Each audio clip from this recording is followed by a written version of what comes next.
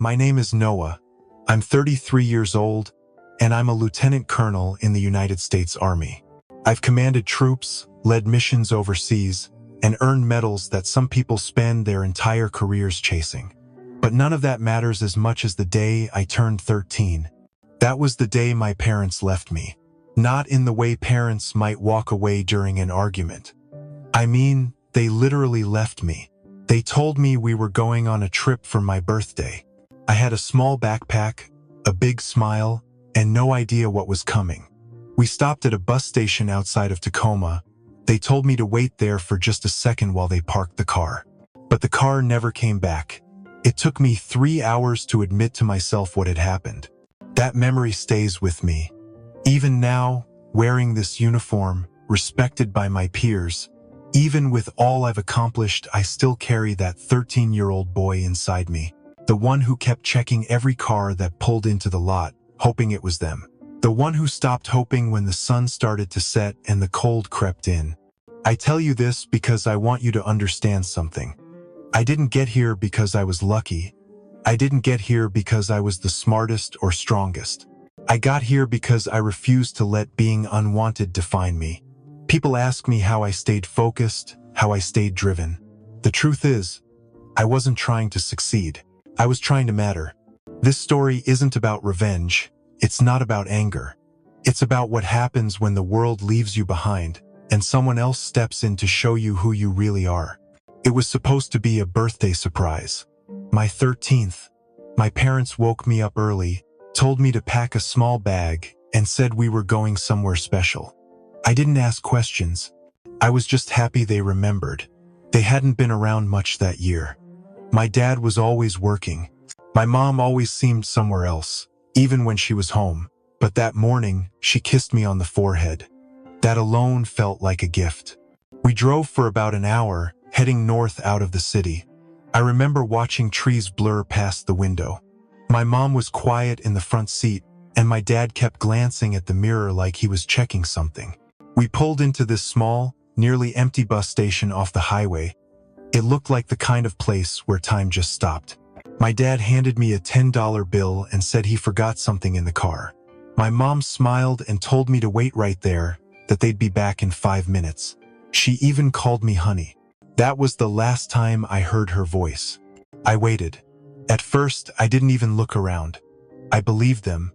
I thought they were grabbing a gift, or maybe setting something up. I sat on the bench, kicking my legs, holding on to that $10 like it meant something. The minutes turned into hours. The afternoon sun faded into a gray evening, and still nothing.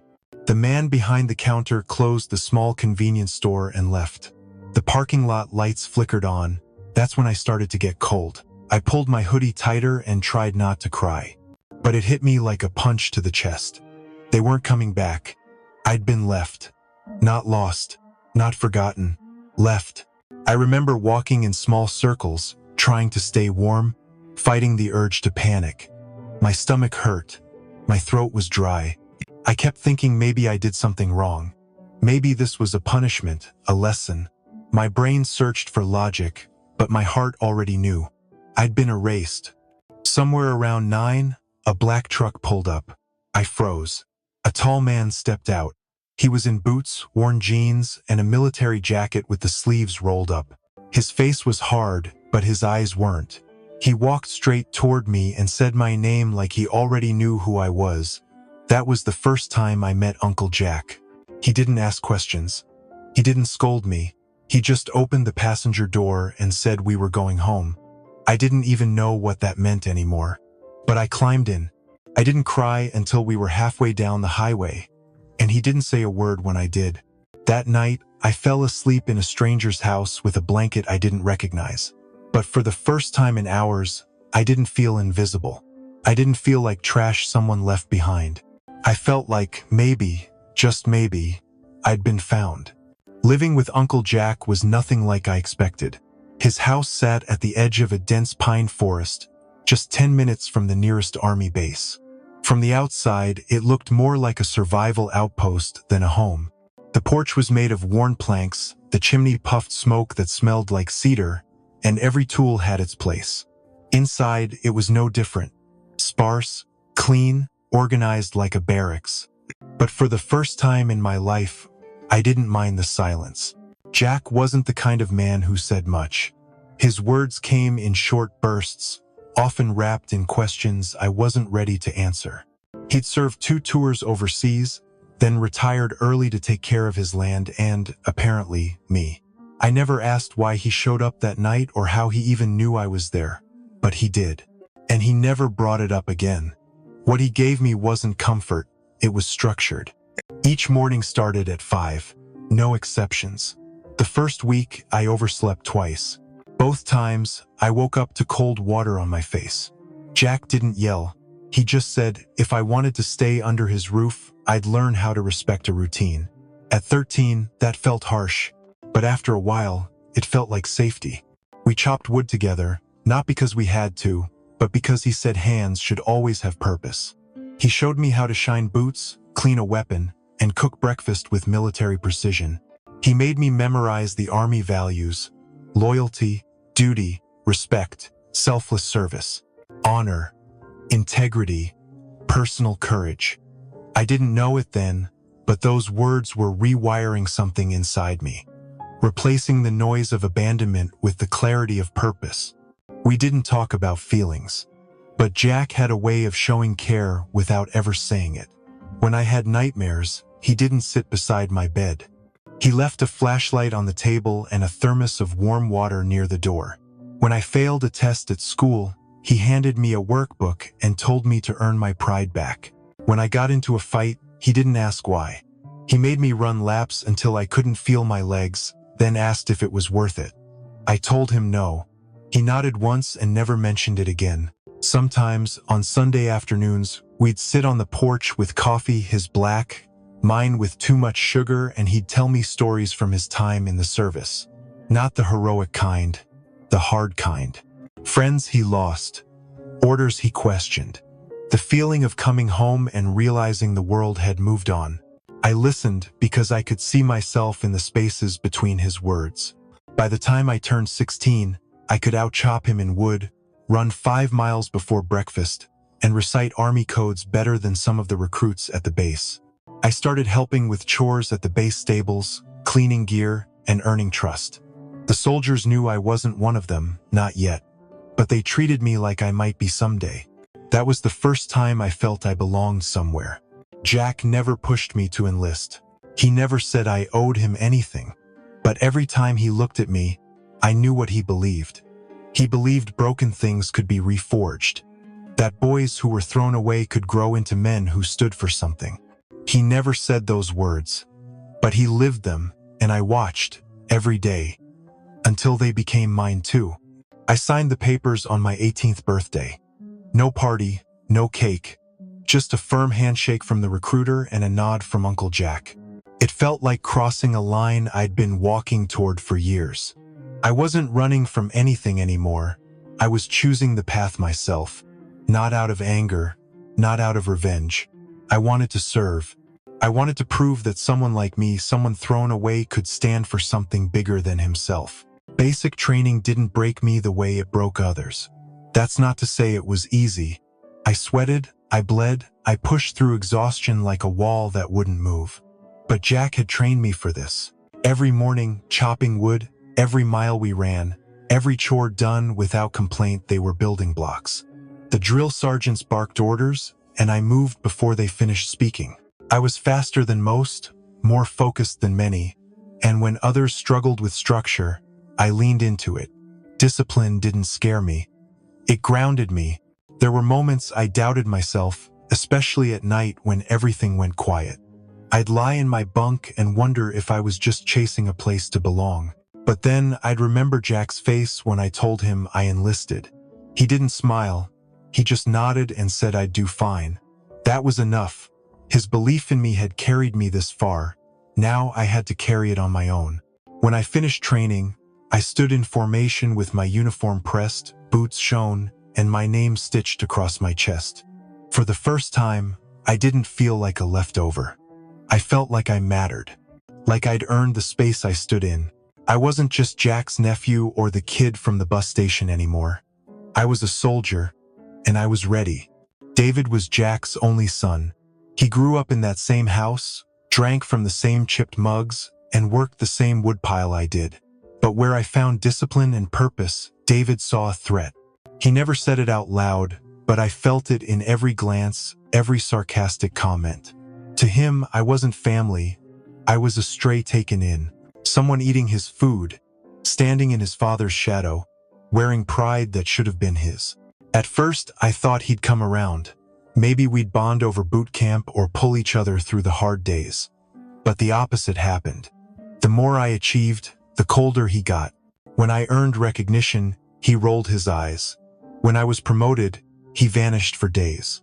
He'd drop comments that made others doubt me. Quiet, cutting remarks that made me seem like I didn't earn what I had. I tried to ignore it. I told myself he was struggling with his own demons. Maybe he was, but the damage still landed. One time, I found a report tampered with under my name. The timing was too perfect. No proof, but I knew. Only someone close could have accessed it. Someone who knew what I was working on. I confronted him, calm but direct. He didn't deny it, just smiled like I was finally catching on. That moment shifted something in me. I realized David didn't just dislike me. He needed me to fail, but Jack never saw it, or maybe he chose not to. He loved David. I didn't blame him. I stayed quiet for Jack's sake. I took the hits, swallowed the tension, and kept moving forward. Not because I was weak, but because I refused to become the kind of man David thought I was. I wasn't there to compete. I was there to serve, and I wasn't leaving. It happened on a cloudy Tuesday during a routine convoy simulation. We'd run the same drill a dozen times before. I was walking the perimeter, checking placements, when I heard the engine. Not in the right lane, not at the right speed. Just a flash of motion and a wall of noise. The truck clipped me hard, tossed me like a rag into the dirt. I didn't black out. I wish I had. Pain like that doesn't deserve to be remembered in full detail. My leg was shattered in 2 places. Cracked ribs. A concussion that left me dizzy for days. The medics said it was a miracle I didn't end up in a wheelchair. At first, I believed it was a freak accident. Faulty brakes or a distracted driver. But the deeper I thought, the less it made sense. The truck veered off the path. There was no reason for it to be where it was. No reason for it to be going that fast. 2 nights later, Jack showed up at the hospital. He didn't speak right away. Just stood beside my bed, eyes scanning the monitors like he didn't trust the machines. Then he said one sentence. Someone tampered with the logs. That's all he needed to say. My stomach dropped. I knew what he was thinking. Same thing I was. But saying his name felt like betrayal. Jack dug quietly. No formal investigation. Just a few quiet calls to people he trusted. What he found wasn't hard proof, but it was close. A manipulated route file, a missing time entry, a driver who was reassigned the next day. And David, once again, is nowhere to be seen. I didn't want it to be true, but everything pointed in one way. He knew my schedule. He knew the terrain. And more than anything, he needed me gone. I lay there for days, staring at the ceiling, replaying every word we'd ever said to each other, every look, every silence. It hurt more than the broken bones. Betrayal always cuts deeper when it comes from blood. Jack wanted answers, maybe even justice. I told him to let it go. I wasn't protecting David. I just didn't want my life to become a revenge story. I didn't want this uniform to carry the weight of family hatred. I'd worked too hard to rise above the mess I was born into. I wouldn't let David drag me back down. When I left the hospital, I walked with a cane for a while. Every step reminded me of what happened, but it also reminded me of what didn't happen. I didn't break, I didn't retaliate, I moved forward. Because that's what soldiers do. We endure, we rebuild, and we don't waste time chasing ghosts that never deserved us in the first place. It was one of the biggest assignments I'd ever received. A civilian infrastructure project bridging military logistics with local government response systems. Roads, communications, water supply, all critical, and I was put in charge of reviewing the contracts and vendor applications. It felt like a culmination of everything I'd worked for. Years of service, discipline, and rebuilding myself had led to this.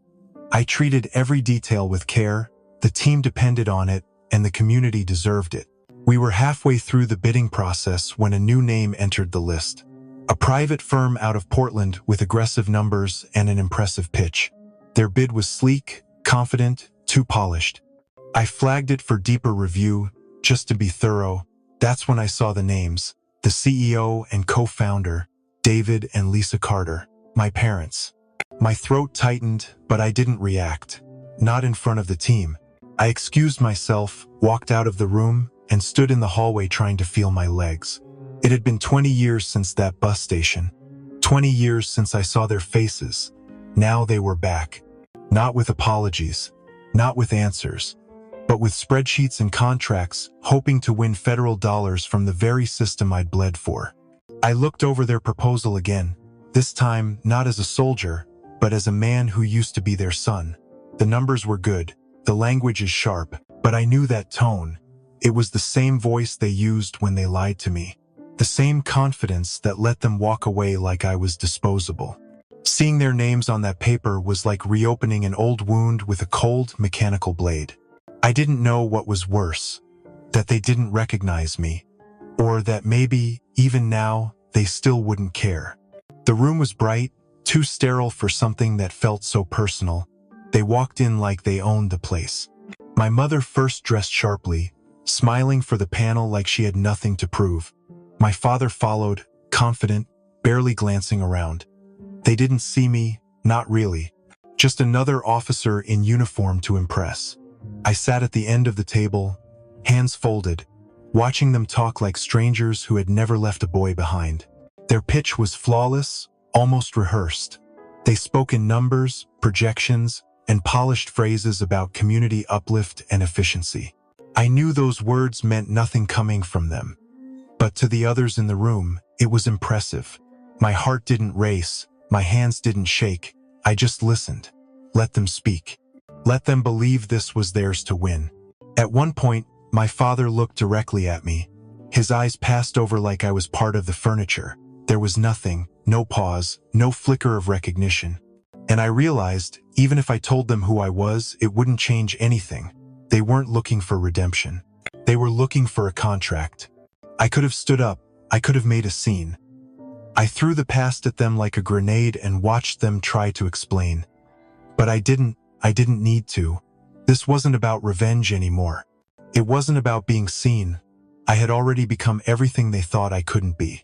When the meeting ended, I walked past them without a word. Not because I was afraid, because I didn't owe them a single moment more. They left me at 13, thinking they erased me. But here I was, in uniform, in charge, and this time, the silence was mine to give. The final decision came in quietly, with no fanfare. Just an email stamped with approval and my name listed as project lead. Their company didn't cut. Too many discrepancies, too little trust from the review board. I didn't smile, I didn't celebrate, I just exhaled, like I'd been holding my breath since the day they left me on that bench. It wasn't a victory, it was closure. A week later, they showed up at my office. Security asked if I wanted them removed. I said no. I was curious. My mother looked older than I remembered. My father stood beside her like someone bracing for impact. They didn't recognize the room, the rank, or the man in front of them. But the moment I said my name, something cracked. She started crying. He didn't speak. They apologized. Said they made a mistake. That life was hard. That they were scared back then. That they were different now. I listened. Not out of kindness, but because I needed to hear it. I needed to know they remembered. That I wasn't just a file they closed and forgot. When they asked if we could start over, I paused. I looked at the people who once left me in the cold and now stood shaking in my presence. And I told them the truth. I don't hate you. I don't even wish you harm. But I've already built a life without you in it. I found people who showed up when you didn't. I bled and healed and stood back up without you. And I'm not going backward now. They didn't fight it. They just nodded. Maybe for the first time, they saw me, not the boy they left, but the man I became. As they walked out, I sat down at my desk and let the silence settle. Not heavy, not angry, just final. I didn't need revenge, I just needed to win. And sometimes, the quiet of choosing peace is louder than any payback. That day, I learned something simple. I didn't have to destroy them to be free, I just had to live better. And that was the most powerful answer I could ever give.